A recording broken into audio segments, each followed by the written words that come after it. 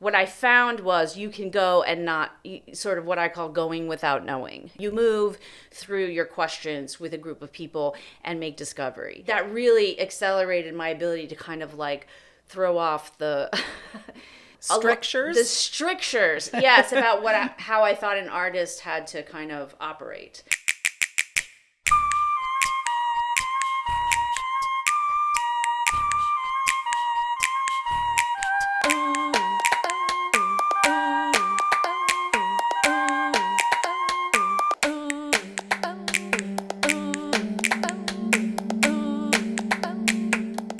Welcome back, friends. I'm Kristen Marting, and this is Torches.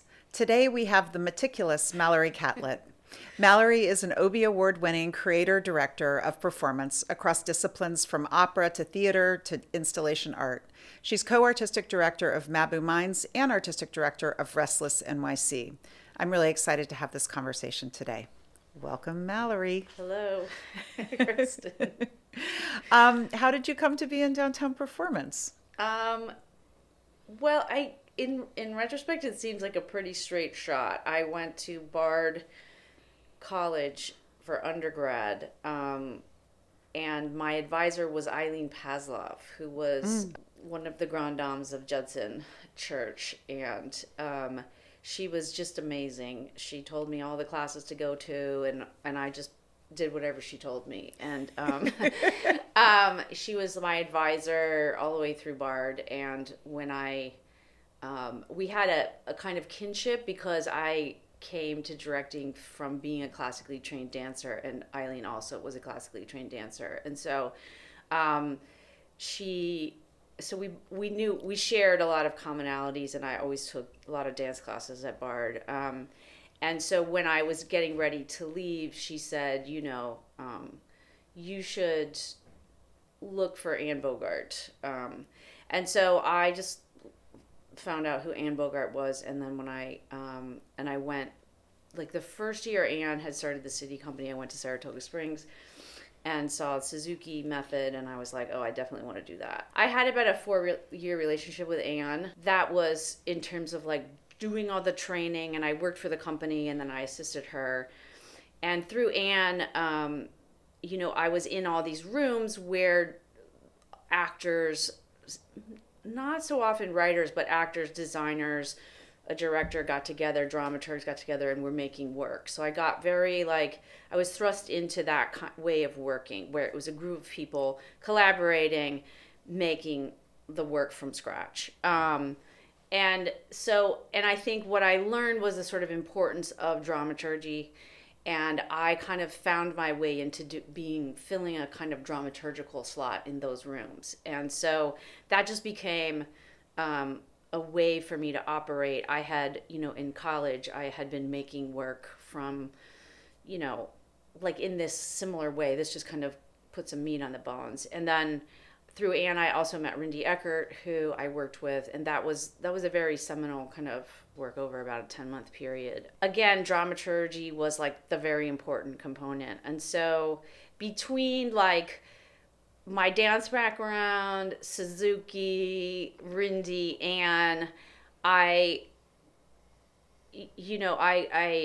sort of, that's sort of like the lineage. And then I was sort of like, okay, this is the world. And so that kind of like just sort of solidified. I was like, okay, this is downtown. This is my jam. This is. And then I actually went away to graduate school to kind of try to figure out how to put all those influences together. So I kind of felt like I had to leave, but I always knew where I was going to come back to. And I knew I didn't want to have any debt. So I went to I did an interdisciplinary program that was like a full ride, so I could just get back to New York and like start like really making progress in the things I wanted to do. So that's kind of like, those were the sort of component parts of, so there is a very like straight line in some ways, even though it felt very circuitous. At the time.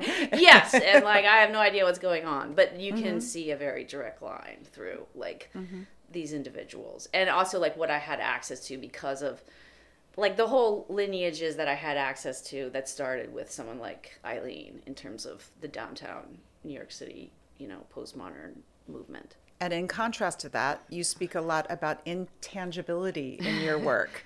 Can you talk about what interests you about that? Well, I think my work is mostly about perception, and how we perceive and we live in the world. And um, and I think having come from a sort of dance background, I know that I moved into performance um, because of language, because language didn't really exist in dance, and that was the thing I was just like completely puzzled by. And also I was a thing of like not, not, I didn't think I would ever really figure it out, and so that seemed to be like a life pursuit of like and I was an avid reader, and a lot of my work is generated from like reading things, falling in love with things that I've read, and figuring out can I make a performance out of it. And I think the other thing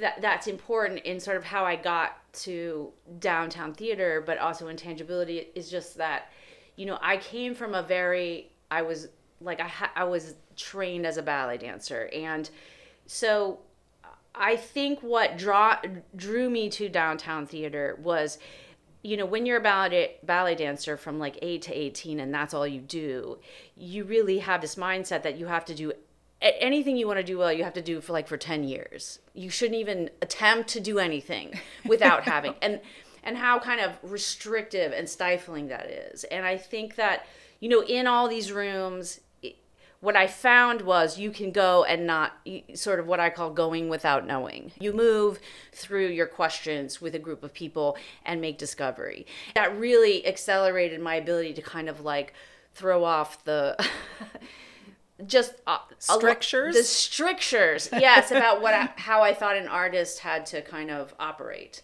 and what it meant to be an artist. In terms of like intangibility, I guess, like for me, as I've been working, I'm often asking, like, what is the most intangible thing about whatever it is that I'm dealing with? Like, what's the hardest thing?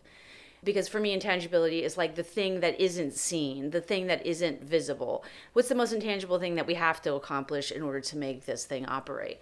And so through pursuing that intangibility, what I realize is I'm really interested in perception. I'm interested in how we live in time, how language is related to time.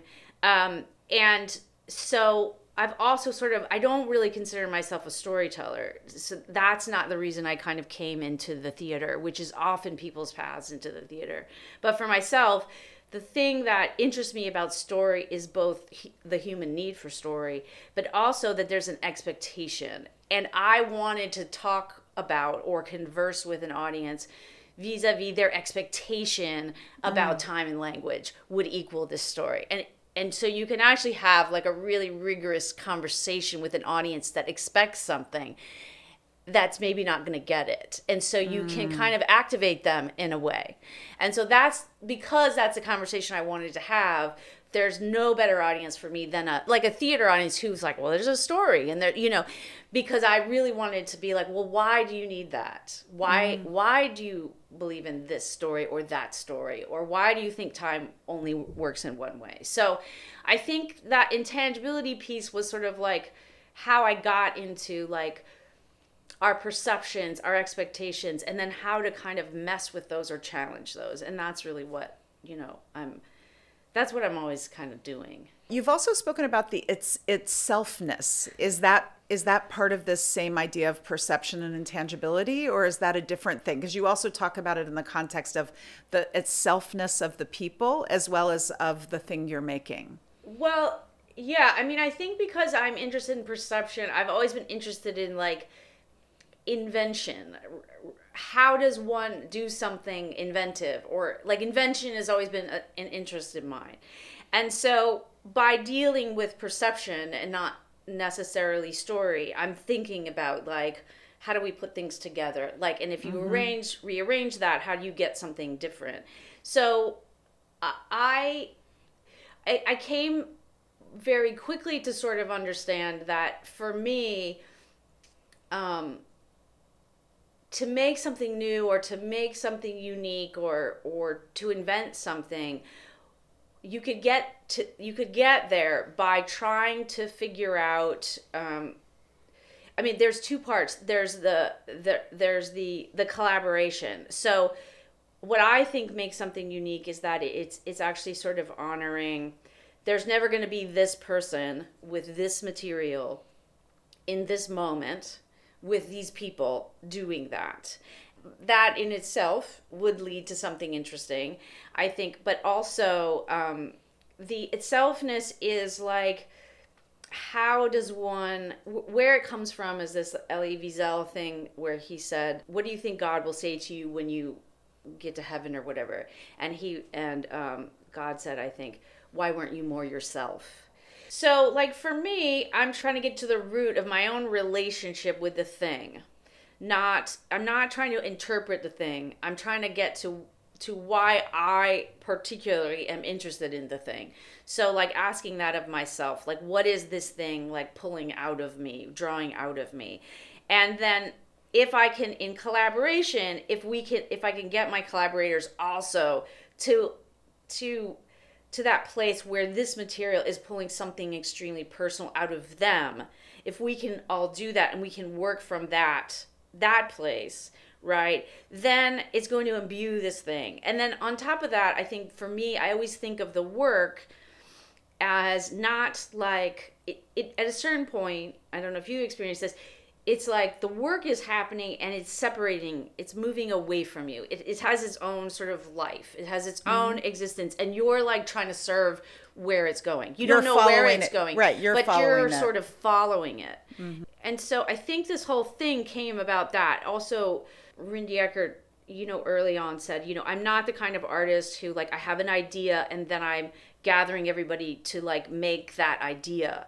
But I'm pursuing an idea, and what I'm looking for is the moment something new happens that I couldn't imagine. So as opposed to moving towards what I can imagine, moving towards what I can't imagine. And so all of these things, these sort of ideas, and I think the other thing that's always been important to me is this Richard Foreman idea of, like, you're taking your ideas and you're operationalizing them. You're not representing your ideas. You're making a little machine based on those ideas, and they're going to spit out something, and that's going to be by its very nature new, because it's not really, you're not in control of it. You're trying to operationalize your ideas, not kind of represent your ideas. So it's all of this kind of work of trying to kind of get to as deeply as you can in your relationship to the material, and also your collaborators wanting to do the same. Like, understanding your relationship to something is also understanding, like,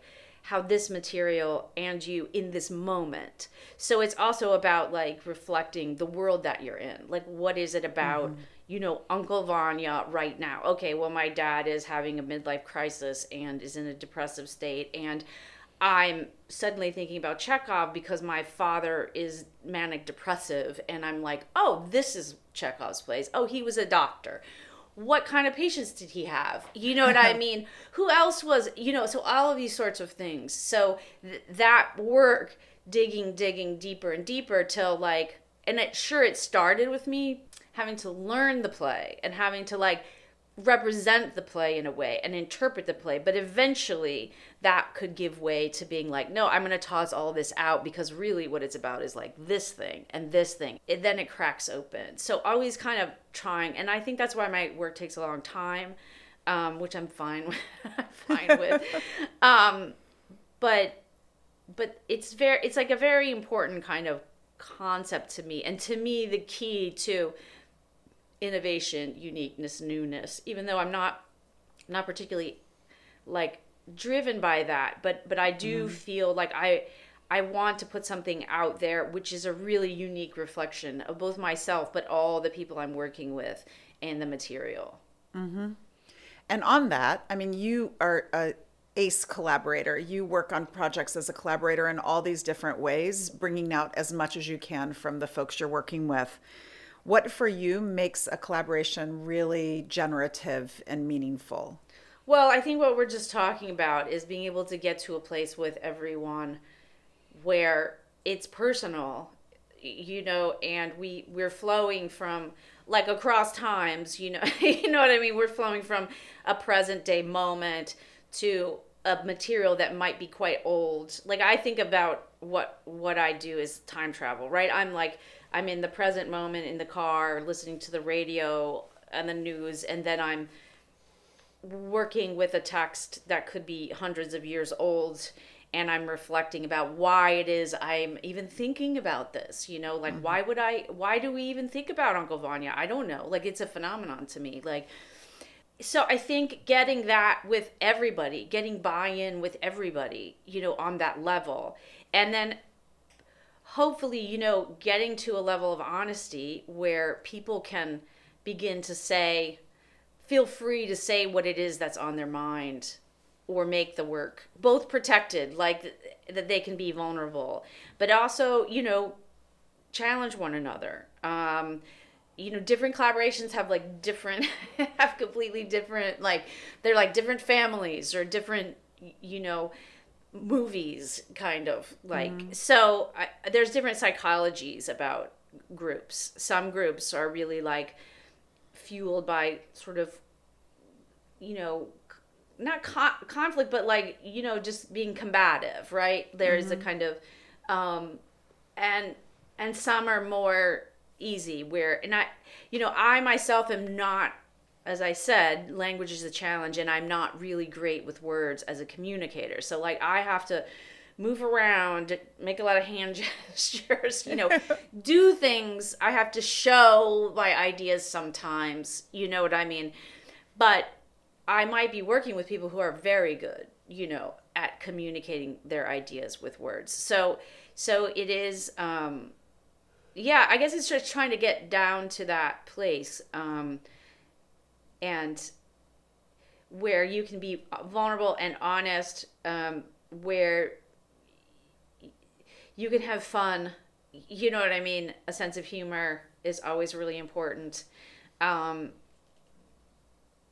I think, I don't know, like how do you get to that very personal place where the work is very personal for everybody, even the actors, I also like for people to feel they can be autonomous within this system of interconnectivity, I would say as well, where, and I think I know with actors to kind of try to, as quickly as possible, make them feel like they're autonomous entities within the room and can make choices and try things, and not always, I'm always trying to get us out of everybody asking me what I want, which I just, I don't feel comfortable in that kind of space because I often don't know what I want. So it is very much like about like, how do we get beyond that and try to think like, what does the work need, and like, how do we serve it, kind of thing. Where do you find joy in your work?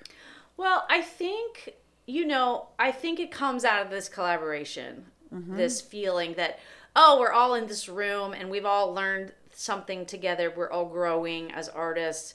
We're making something we couldn't have imagined.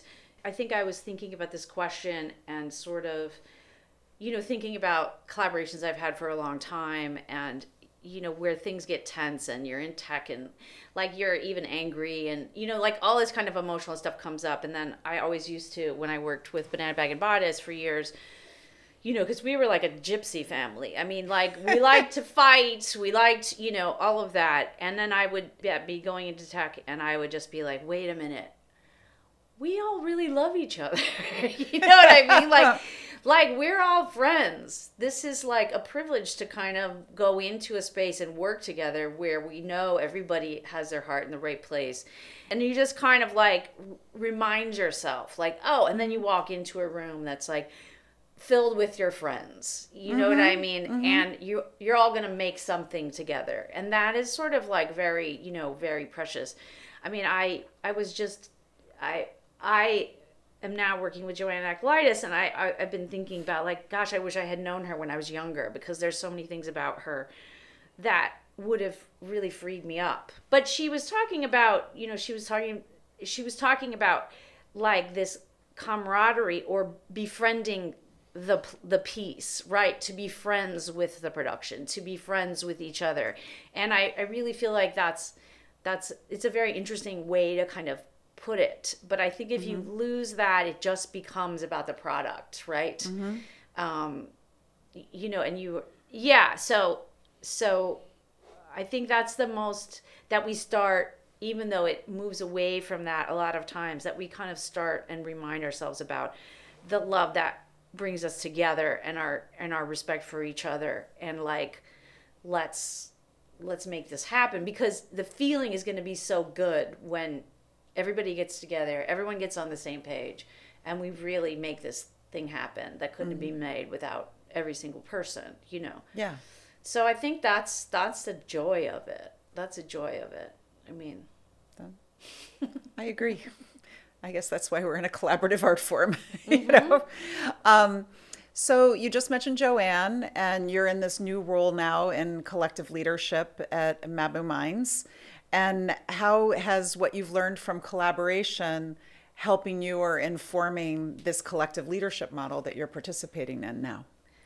yeah, I mean, I think Mabu Minds is a very, it's a very old, you know, it's a collective leadership model that's been going on for over 50 years. And they started it that way and maintained it in all sorts of different iterations. And so I think, you know, I was lucky enough to been a resident artist at Mabu Minds for 2 years, making this piece called "This Was the End." I know Joanne much better now than I ever knew her at the time, but I knew Ruth, and Ruth was there and a witness and a mentor to me while I was making that work. And I knew Julie, and I knew Sharon and Karen, and so, and Joe, and I mean, I had met Lee, but he was doing a lot of work outside of the city.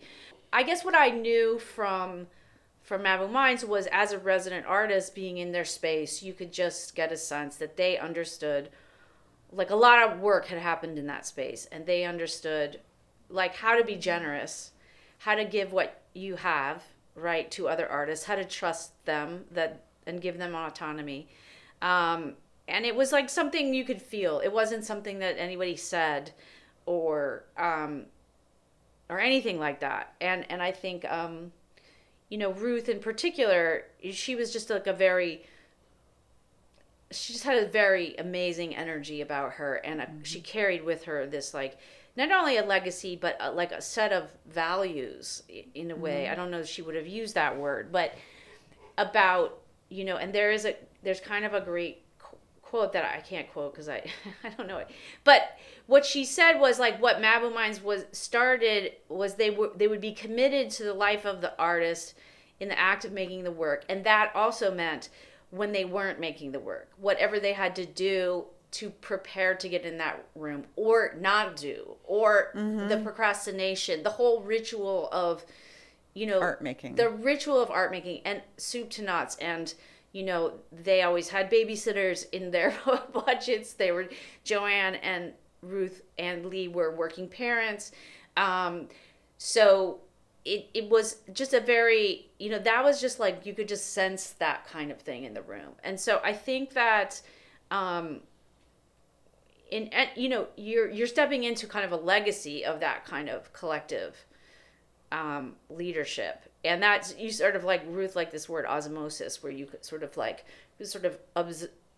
absorb this knowledge, right? Without being told or mentored or anything like that. It was just kind of like, you were around it and you absorbed it. So I think I had a relationship with the company through that. And I felt like very at home. I felt I could do whatever I wanted. I felt like they understood what it was to support an artist, not with stuff or with money or anything like that, but like, just like, you could just feel all those things I was talking about.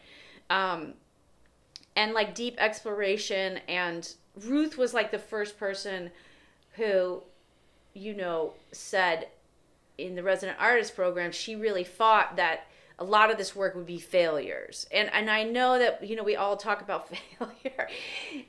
But she actually really meant it. Like, she had examples of like things that they did that never went anywhere, and they all were like, this is going nowhere. And I think, like, for me to this day, it's very hard to start something and bail on it. Like, I just I'm just like a dog with a bone, you know. You know what I mean? But I really was like, oh, okay, I know what she means, you know. And just I was very impressed with, like, the aunt. She would tell all these anecdotes that just about, like, all the different strategies they had employed to like, you know, at one point she said, you know, Lee made up a rule that, like, if we made anything that was significant, we could all leave rehearsal. You know what I mean? If that happened 10 minutes in, if it happened an hour in, you know what I mean? So all these different ways of working together, of testing, you know, how these things can be done. And so that was like, you know, so I learned a lot, you know, from, you know, listening to these stories and kind of being around her and being around the company. And so I think that, you know, Mabel Mines was one of the early purveyors of a kind of collective model. I think coming in, I was very much like, oh, I get that, because I take a long time to make work. You know, if I have a piece, it could take me a really long time. And when you were in residence at Here, Oh What War, Yeah. I think was 5 years. Yeah, all of those pieces were a really long time. And so And Red Fly was 4? Or, and the city council meeting, you know, it just takes a long time. So it made a lot of sense to me, because it's like, well, it's not because I don't have all the resources, because I mean, that's part of it. But part of it is that you want to work intensely and then you don't want to work on it. Like, it has to, like, you need time away. You need to be distracted by it, because you need time for all of the bad ideas to just kind of like fall away, and you can't even remember them. You know what I mean? Like, and only the stuff that you remember, that you carry forward, that's the stuff that's really, that you hang on to. And so the time away is important as the time that you're doing it. And so for me, the model was really easy to contemplate. It was like, I have a piece, Carl has a piece, Karen has a piece. We're always fundraising. Something gets funded, you know, some opportunity comes up, we go. You know, we all say yes. We all go behind it, and we do what we have to do to get behind that. So that made sense. And what I loved, you know, when I did this was the end. It was done at the chocolate factory, but then I wanted to remount it at Mabel Mines, because they gave me this wall of their studio. And so I knew about, what I liked about it was there was a history and a legacy, and there was enough infrastructure to the place where, you know, like, we didn't feel like we were remaking the wheel. Like, there were just things in place because they'd been around a really long time. I just want to explain what you just said for people who don't understand. So when she said that they gave a wall of the studio, it was rehearsed in that space, and they did a renovation, and you were able to take that wall and keep that as part of your set. Yes. So as you made the work. Yeah. Yes. So when I was in residence, I was part of this piece was about Uncle Vanya, but I was also interested in Chekhov, but I was also interested in Proust at the same time, because they were living and working at the same period of time. And Chekhov has these, like, very strict kind of narratives that are very, like, you know, where time is very irrevocable, and that has everything to do with, like, the psychology of the characters. And Proust was writing this, like, voluminous lifelong novel where everything was very circular, and you could go back and rediscover and change and, you know, revisit your past. And so I was interested in those two things together. And Proust was very influenced by optics. And so when I got into Mabel Mines, I was really interested in all these kind of optical theories. And so we started videotaping the wall of the studio, which is like it's PS 122. It's an old school room. It's got these cabinets and these blackboards that shift and slide. And so we got into filming those and then projecting that wall onto itself. Mm-hmm. And so you were creating this, like, past present blur, right? Because the images are past because they're recorded, and the wall itself is present. It's a thing that you're in the room with, and you're blurring the lines between those two things. And then all sorts of things came out of it. And mostly what I did at Mabo was kind of like try to, like, deconstruct the script, which I was never really that happy with, but I was really obsessed, and I thought it was very successful what we were doing with this wall. So when the building was being renovated, it happened about the time 2011 is when I was finished, and it was, I think, 2012 that the building was being renovated, or 2013. I can't remember when they. But I said, since they're going to rip out everything in the building, will you give the wall to us? And they were like, yes. So that's like, to me, like that says it all about Mabou, that it was, and so we took that wall and we made it this freestanding structure, and it was sort of the basis of the piece. And that was like, once we had that, we really, everything we did from there forward, we worked at the Performing Garage, gave us a residency that was all about design. And so from there forward, it was like every decision we made felt right, after 3 years or something. What does it mean to you right now to be co-leading a truly artist-centered institution in these really difficult times? I think going back to those things that I learned, that I could just sense, not forgetting those things, that you have to honor the whole, what it means to make art in a really honest way and what people need. And we now have a space, which is Mabou always had a space, but like a studio space. We now have a studio space and a theater. And so that's been an interesting thing to try to integrate into the way that we think about process and how we actually serve ourselves, but also this very wide network of other artists. We call it sort of the circle of artists that is Mabou Minds, which is associate artists, which are usually like more what we, people would say mid-career. Then we have senior artistic associates, which are Joanne and Phil, which are founders, but also like Maud Mitchell, who's a great actress that worked with Lee for years, Greg Merton, actors, there's artists, there's visual artists, Basil Twist, David Newman, so choreographers, they're sort of the extended family. And so it's a quite a wide group of people. And then we also have a residency artist program, which I think also Mabou Minds really started because once they had a space, they had a residency artist program. And that's something that's very common now, but Mabou was doing that many, many decades ago. So, and that's really to give people they were collaborating with, or just younger artists who they didn't feel that were doing experimental things, that they didn't feel had a place to do that. And so inviting them in. So that's also just part of our ethos. And Mabou is like it's very intergenerational, which is important. So Joanne is like in her 80s making this Beckett piece, our 10th Beckett piece. So it is really like the cross-pollination between younger artists, older artists. And it's about, I think it's about understanding that it's work. You know what I mean? Like, I think there's a sort of, I was thinking about it, there's sort of, there's a kind of working class kind of mentality at Mabou Minds, which is that it's work and people have families and they have lives. And so there has to be space and consideration for all of those elements when someone comes to work and comes to make things. And the whole human, not just the artist, but the human. Yeah, the whole human and all the things that they grapple with to get into the place. And this also, like, I've been recently, there's a man named John Mabiti, who is like a religious scholar of African religions, and he was talking about how a lot of African religions like conceive of time. And as opposed to like past, present, future, really there's present and there's past. There's like the vastness of the past and there's the present. And there's a near future that is part of the present because it's filled with events, right? And that's what makes time.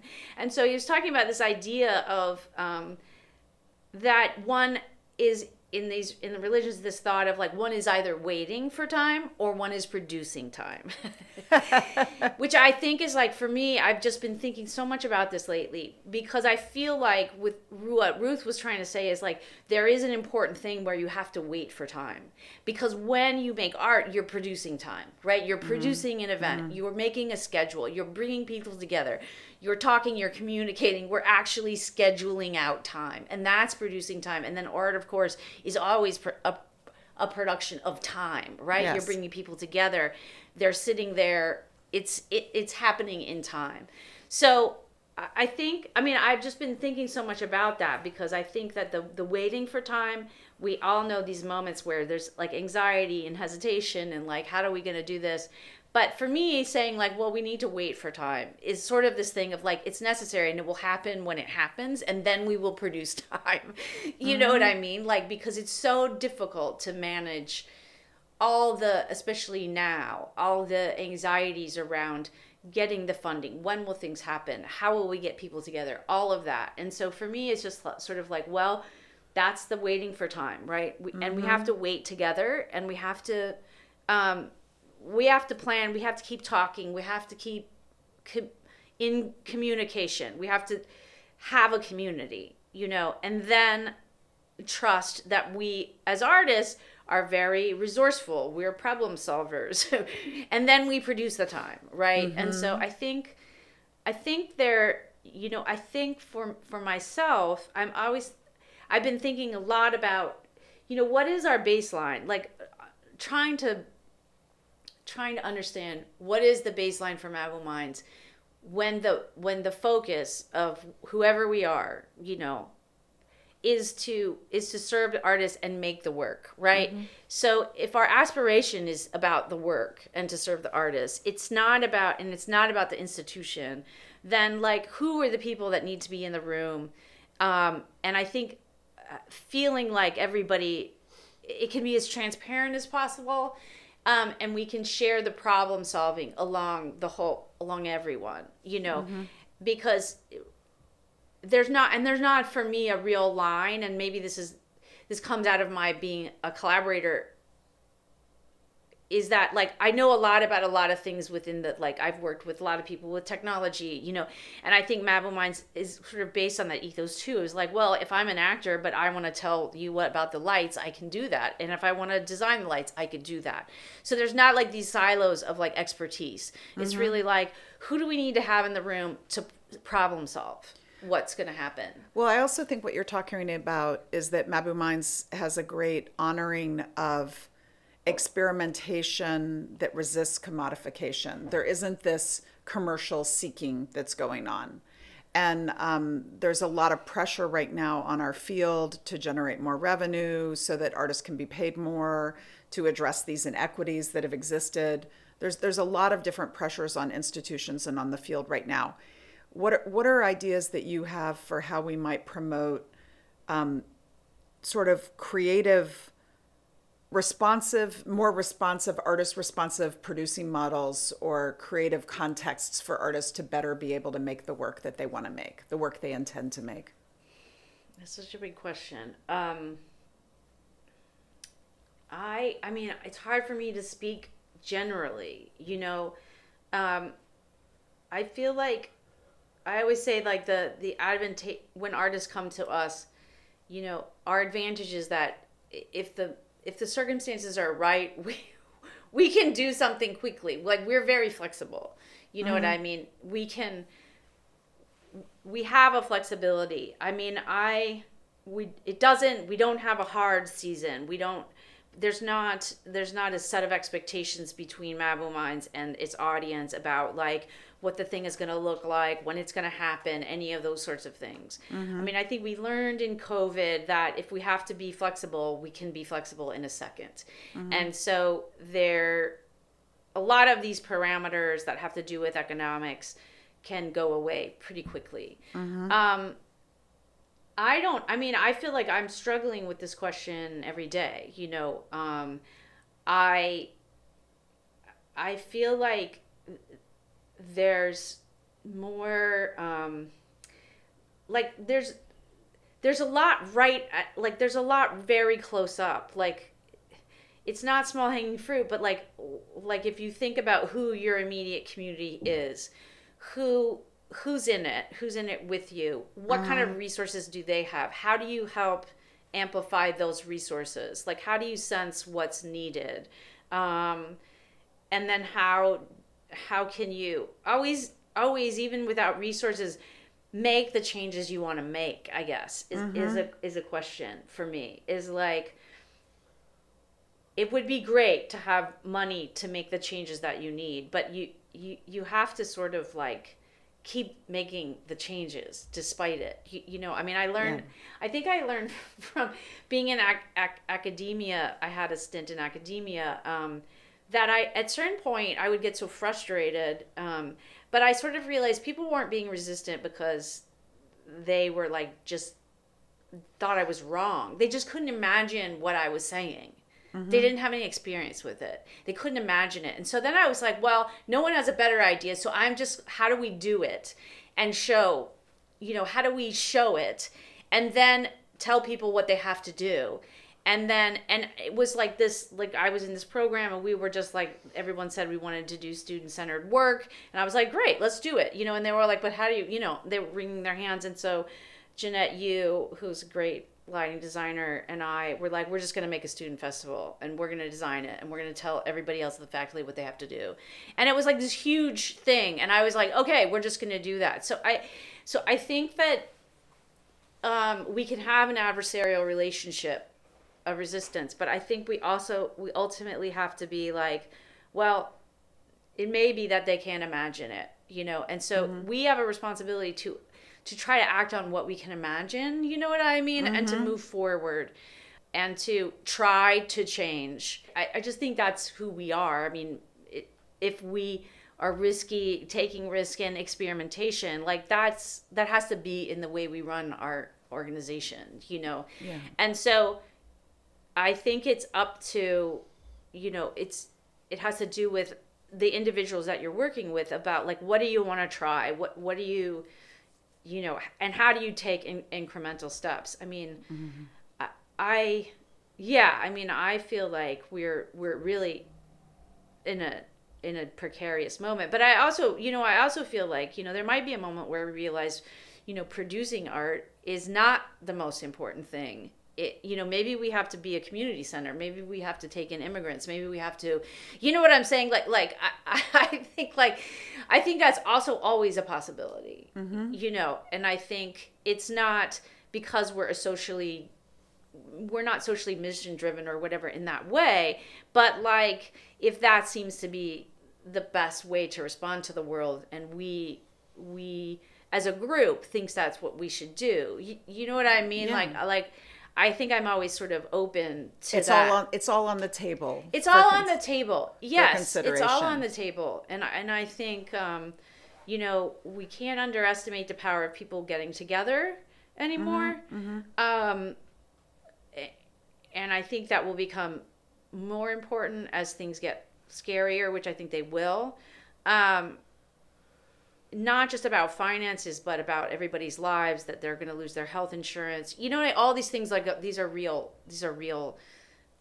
things that affect us. And so I think that maybe, I have to say, like, I'm kind of like interested again in maybe doing a series of small scale works just because it's a really good muscle that I feel like I haven't, to go into a room with very little and to have a kind of playful environment in which you kind of make work like in a playful way. And are there models in which we can kind of present work, which is not, it's not, I don't know, it's not like all of those like developmental categories that we've all developed so that people give us funding, like work in progress. And, we did this festival called the Revenue Festival, and I realized, like, I just don't want to call anything work in progress anymore. I feel like if you feel confident in the integrity of what you put out there, it's always just about like being ready in the moment and meeting the audience and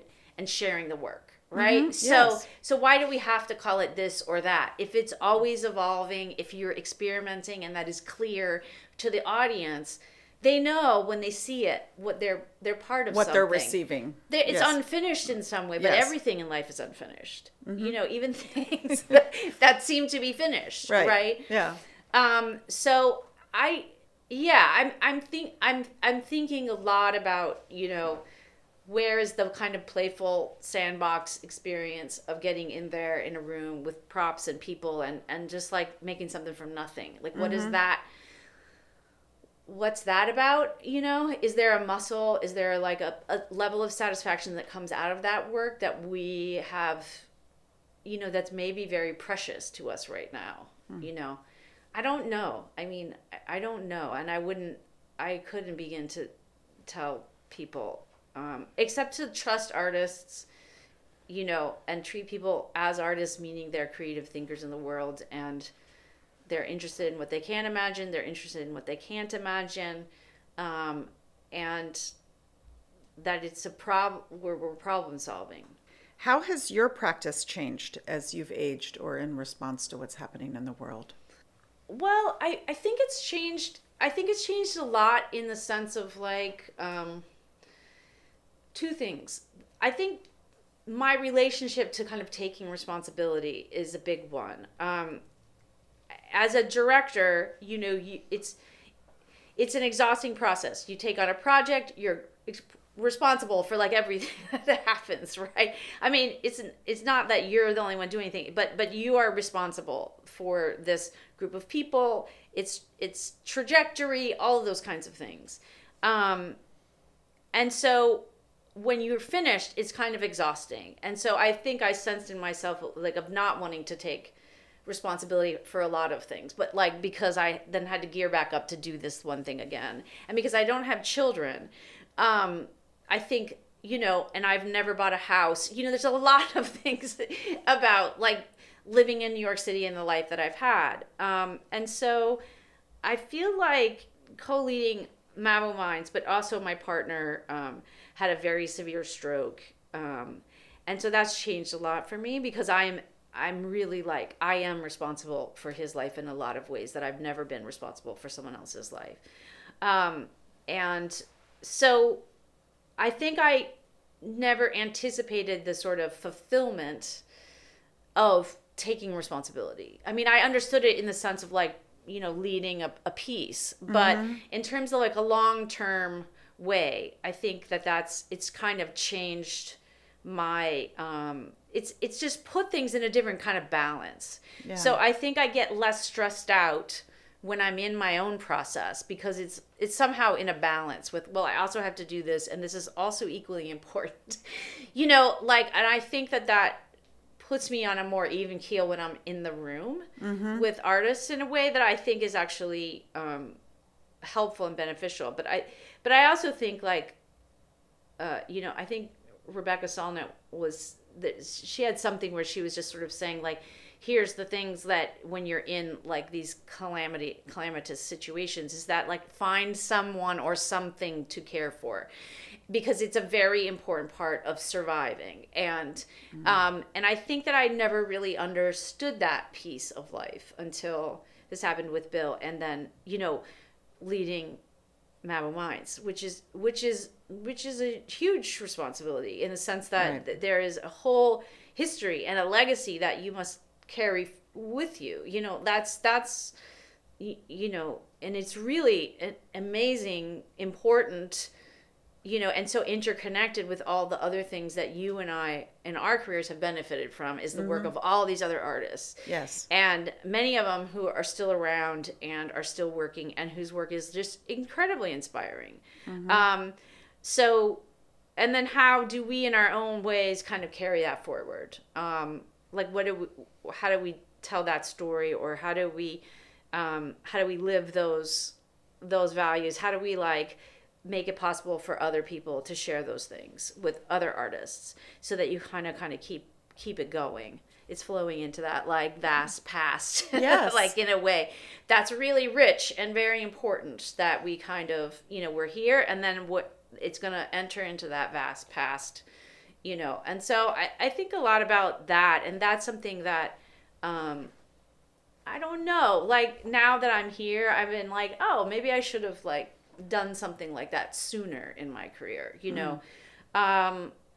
not that, I mean, I think teaching, you get a little bit because suddenly like there's this like all this, you have to worry about all these things, but teaching was just like not, it just, yeah, I mean, I like making things, I love giving young people like the artistic toolkit to like take and use in their lives, but like the whole institutional interface and all of that was just like very, very stressful, to me in ways that I don't think served me artistically or personally. There are two threads I want to follow. The first is what you were talking about. Mabou Mines, Ellen Stewart, the Woosters, they're kind of the grandfathers of the spirit of downtown performance. It didn't exist before Cafe Chino and those friends in the 50s and 60s with the formation of those companies. And we are the inheritors of that. And then there's more people coming. Do you feel like that spirit of downtown still exists? The experimentation and the risk? Well, I mean, I think what I believe is that, like, I think ideas about experimentation and risk, like, I feel like that is a thing about human beings. Like, I think that's I think everybody is different and unique, but I do think, like, that's a certain thing that certain humans are pursuing, and can't not pursue it, I think that I definitely sense a generational change. I am encouraged by a lot of young interns that come to Mabou, specifically because they are interested in the legacy of the company. And they're like, what is this? Oh, so this thing about experimentation and stuff like that exists, and it still exists. And we can look backwards, and it was happening, and we can look at what that looks like now. So that's really interesting to me, that we have a whole lot of young people who are really interested in the archive, as well as, like, being in the room. I feel like there's not enough opportunities for people to be in the room. I hear this all the time from young interns, and I think that it's just technology and the tools that people have to make things are so vastly different. And so I don't think that's going to go away. I think it's probably happening in places and spaces that I've never been, and I may never be. I just, yeah, I guess I feel like I'm trying, or we're trying to kind of, like, continue to make a space for people to come into that space and to be able to, like we did, through osmosis, kind of pick up this information, this legacy, this kind of, like, and take that forward however they may, So I do think, I mean, I think we're all, like, in, like, survival mode, where I think we're all kind of, like, and I don't mean that in a bad way. I mean that in, like, I mean that in an important way. And I don't mean that we're all, like, defending our little corner. I don't mean it in that way, but I do mean that we are trying to hold it together. Yes. For each other, for our past, and so I think that doesn't necessarily allow us to think, like, to zoom way out, what I mean? I feel like sometimes we're zoomed real tightly in terms of, like, just kind of grappling with the problem we have today or the problem we'll have tomorrow. So I think that kind of ability and that space to kind of zoom out is a challenge. I mean, I know it's a challenge for me. And just how to sense that, like, how to sense that I could do that, like. And I think mostly because I think that is a really, like, you need a community to kind of really be able to do that. And sometimes in the, like, making the decisions day to day and trying to keep up, that becomes sometimes hard. But I think that's where the gathering, and each time you make a piece and each time you see all those people in your space, that we kind of open up. We can kind of, like, breathe a little bit. Because it is very much like, I remember when I was young, I sort of realized, like, oh, when I'm in rehearsal, I feel like I'm in my natural habitat. And everywhere else, I feel like I'm at the zoo. You know what I mean? Like, I feel... I'm like you, Mallory. I feel like I'm my best in a rehearsal room. I know where I am. Yeah, and the rest of life is you're in captivity of some sort. You know what I mean? Like, and I think...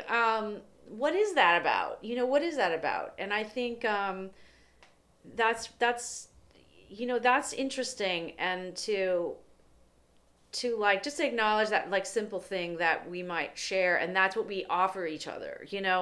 That's what this stuff is about. I do feel like in our attempt to, I feel like I really lived through this period where I was like, making work in basements at Shoshama where they were like, here's a space, do whatever you want, to like, having a fancy residency. There was something was lost in that, in the attempt to like give artists what they need. There were more rules to that new space, and you could only be there for 5 hours a day. And, you would get all these other kind of professionalizing wonderful things, but like something was lost about like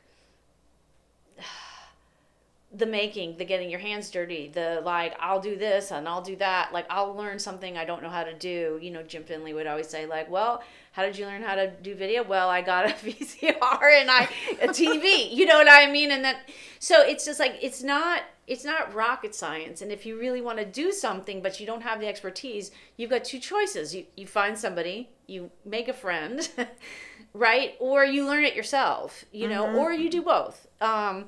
But I do, and now technology is very easy to learn and everybody has it. So I think that's radically changed things. But I think like creating with technology we have now is can be a very isolating practice because you don't need, you can generate all this stuff. And there's good things about that. But I also fear it's isolating because of Bill, like I don't see as much work as I would like to anymore just because I don't have evenings, that I can really get out. So I really feel uncomfortable about trying to speak about the scene because I just feel right. I feel like I don't know what the scene is anymore, but I do in that corner of that building, I do try to bring with me what I learned from all these places and all these artists, and I really try to like how do we afford that or give that or share that or whatever we have to do to kind of keep the doors open. And people walk through those doors and, come into the office. And so I don't know. I mean, I think I just don't know if it's going to be like downtown, like logistically in the map that it was when we were coming, know. But I think the essence of what downtown is, it'll always be like remaking itself in different places and different spaces. I don't think that kind of energy and that inquisitiveness is going to go away. I just don't know. I don't know what it's going to look like. I don't think I can imagine it going back to that whole thing, which is cool. That's a great place to stop. Thank you, Mallory. This has been a great conversation. I really appreciate you coming in. Well, thank you. All your years of work with artists. So I'm entirely hugely grateful to hear and to you because like I did, how many? I think it was like 4. Yes. 4. It was like OA War, Red Fly, Scarlet Ibis, and City Council meeting. Yeah. So 4 big, beautiful projects. Amazing work. That is like and vastly different from each other too. I know, and a whole chunk of my career, my life in art was like in your space and in that time frame. It was like probably like what 2005 through 2015 or later. Really? Maybe I don't know. Okay. I think City Council is like 12. Oh wait, but Scarlet Ibis was after City Council. Yeah. Like 2018. Maybe. Yeah. Okay, that was a long time. That's a long time of my life and work that I'm forever grateful. Thank you. And thanks to Hal Round for hosting us. And we hope you'll come back to see more of Torches.